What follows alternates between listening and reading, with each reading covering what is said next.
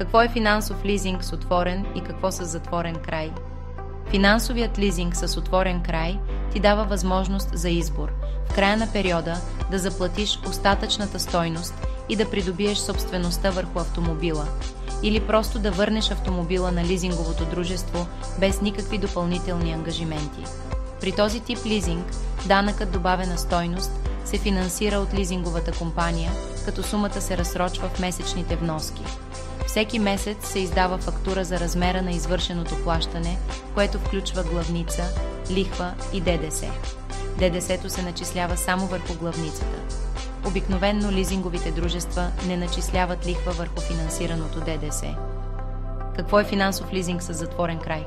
При този тип лизинг заплащаш авансово ДДС-то, остатъчната стойност е 0% и в края на периода придобиваш автомобила. Всеки месец се издава фактура за размера на извършеното плащане, което включва главница и лихва. Лизинговото дружество не начислява ДДС върху лихвата. За още полезна информация посети Atara.bg.